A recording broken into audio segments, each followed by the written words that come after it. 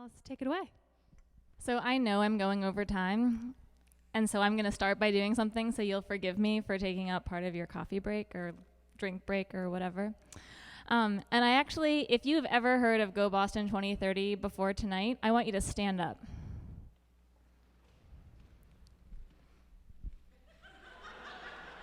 You are my people. No, stay standing, stay standing, stay standing. Don't sit yet.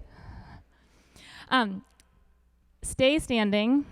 You can sit if you did not participate ever, but if you participated in any way, stay standing. I love you, thank you. If you're still standing and you see someone sitting, can you tell them your idea or your question or some way in which you participated?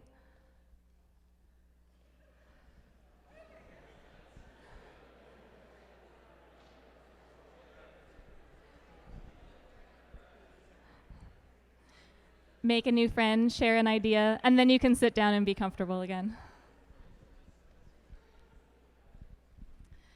And before I really launch, I'm not even on my first. Before I really launch into this, I also want to say that this project would not exist or persist without the super support of Vineet Gupta, who's here tonight.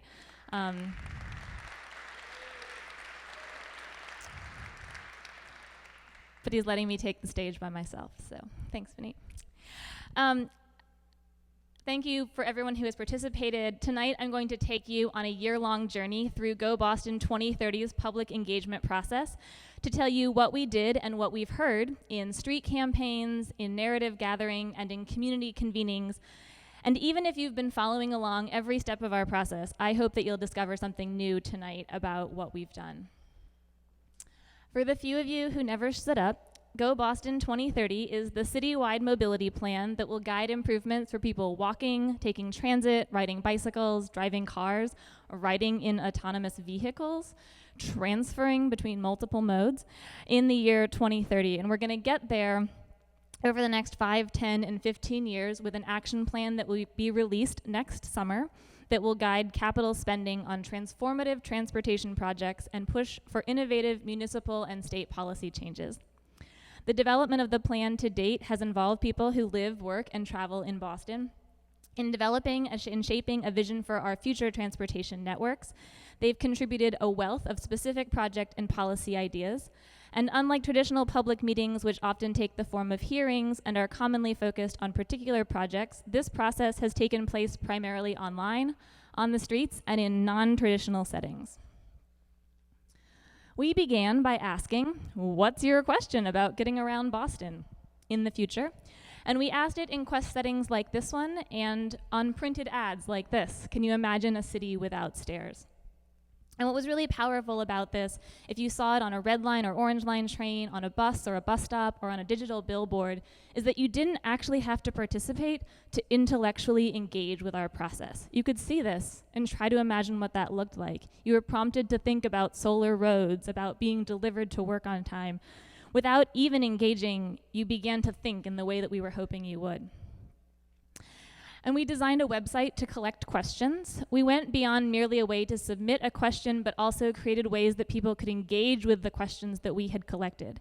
You could read the questions from other people who lived in the same zip code as you, so rather than hearing the loudest voices of your neighbors, you heard many voices of your neighbors. You could think about a broader cross-section of the issues of people who lived in a neighborhood completely unlike yours. You could also read them based on a tag or a theme, the different ways we organized them. And what's really cool, you can actually go to Emerson College starting on Friday, and they've made animated GIFs out of the questions. They've been really involved in this process in this fall, and they've been trying to find new ways to show what we heard at the beginning of the process. As convenient as the web is, you can donate an idea online or in your pajamas or on the bus. We thought it was even easier to participate if you met us on the street, if you just happened to bump into us. And so we developed the question truck, seen here, covered in brightly neon hexagons. You couldn't miss us. It was set against the white of Boston's winter snows. And you only had to be open to having a conversation and warm enough to stop. That was the only barrier to entry. And we could imagine a backstory for the people who submitted questions online. Oh, maybe that person thought this or lived this. But the people we met at the truck really showed us new things about the people asking questions.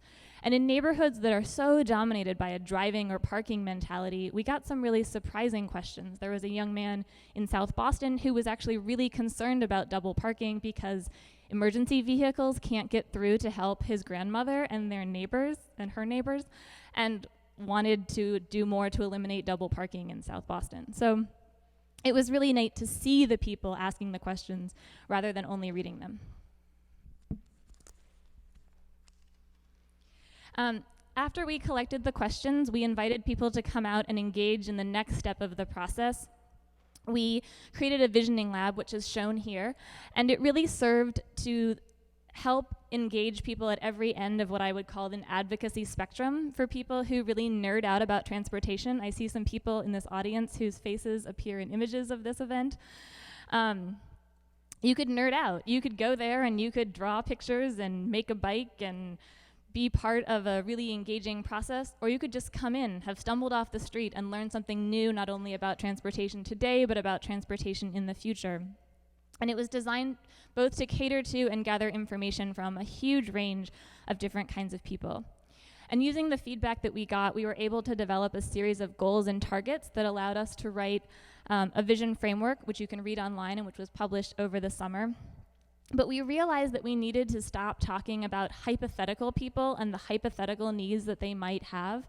And we knew certainly our own personal stories and that of our friends, but we wanted to reach beyond that, and we did that through a program called Share Your Trip with BTD.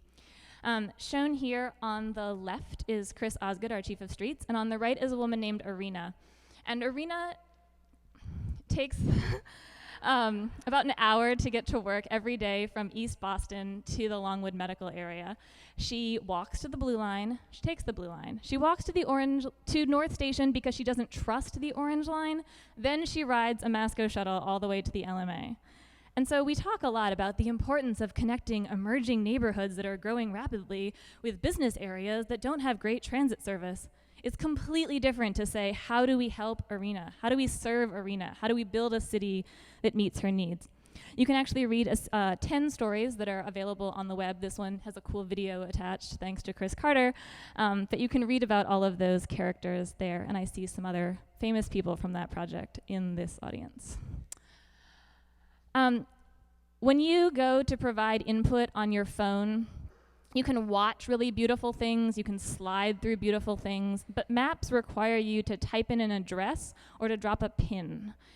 Most transportation projects are lines or shapes or areas, and so in order for us to let you not only donate an idea in your pajamas, but also while riding the bus, we needed to create a really special tool to do that. And we worked with an organization called Firefly Partners to build a mobile-first website that allowed you to donate a project at absolutely any time you wanted on absolutely any device that would connect with the web. We had an Ideas on the Street pop-up. It was a bike trailer that was specially designed for us to collect ideas on hexagons and maps. But the most incredible part of this phase in the process was talking to people who didn't really believe their ideas mattered. I think that my colleague Sarah is here tonight, and I know it also happened to me. Both of us at different points in the process met with homeless people who happened across the trailer, and they didn't really believe that they had a voice. And we just had to keep talking to them for a while to say, you don't have to have an address for this process. You just have to say you have an idea. Just share your idea. It's totally okay. And it was amazing to see how they warmed up to that and the great ideas they were able to share. And our final idea collection strategy was the idea roundtables. We held 3 of them, and while in some ways they looked sort of like ordinary events, they were held in gymnasiums and cafeterias.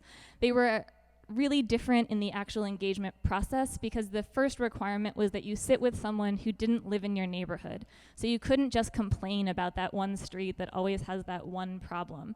You had to think as a group about your personal issues, the issues of your friends, and the issues of personas that we gave you to adopt as well.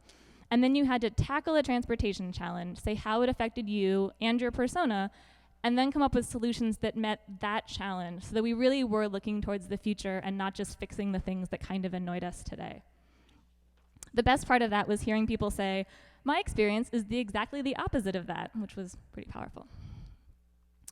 We reached a point in the process where we are cataloging the ideas and preparing to analyze them. You have until Friday to visit our website or visit it on your phone to share an idea. And we'll be doing one more round of public engagement, evaluating ideas, as shown here, where we'll actually be asking you to help us select the projects that we should be moving forward with. And on this is my last slide. You can turn the music on if you want. I actually want to thank each of you for coming here tonight and for being part of what I call the Boston ecosystem of transportation advocates. Because all of the last year, I've met with people I'd never met before, and so many of them started the conversation by saying, I've never been involved in transportation planning, but I want to imagine a city where transportation is designed to focus on people and quality of life, where everyone puts safety first, where planners and engineers consider the needs of all modes.